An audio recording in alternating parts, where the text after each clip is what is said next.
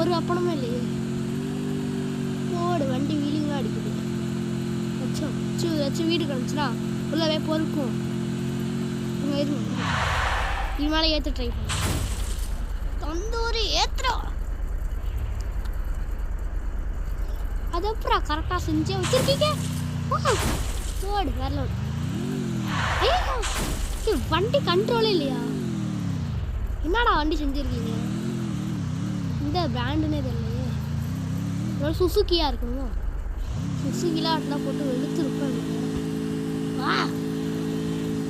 வாடா வரமா வாடா போன வண்டி வந்துருச்சு. இறங்கன்னு தான் வரான்.